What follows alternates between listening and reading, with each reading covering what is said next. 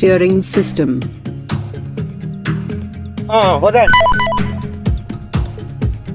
Ni kereta saya ambil baru ni. Oh, cantik tu. Boleh Boleh. Tapi second hand lah sebab owner dia nak pakai duit. Tapi okey lah kereta dia. Itulah, tapi rasa macam nak kena check dulu ni. Steering nak kena check sebab mungkin minyak lama kot. Boleh. Kita try buat flashing dulu. Barang tu apa aja. Ya. Yang lain kita buat konsep DIY. Jangan risau. Oi, lepas tu nak buat DIY maksudnya kita buat lah. Ya, boleh buat lah. Kita pakai barang yang ada, kita buang saja kita buat. Okey, cantik. Kalau macam tu boleh kau belajar. Kalau Jom kita buat. Jom. Okay. Sebelum melakukan proses flushing, beberapa peralatan perlu disediakan iaitu screwdriver, botol kosong, pipe atau hose, plier,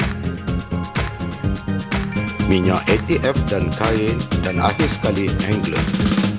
Langkah pertama, tebuk lubang pada turun botol, kemudian masukkan pipe dalam lubang.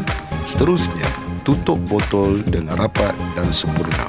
Botol ini akan berfungsi sebagai vacuum bagi mengeluarkan minyak dari reservoir. Sebelum melakukan proses flushing, kita harus kenal pasti terlebih dahulu bagi kedudukan hose dari receiver tank ke pump power steering, kemudian hose dari pump power steering ke steering rack, kedudukannya yang berada di bawah kawasan enjin dan juga kenderaan kita.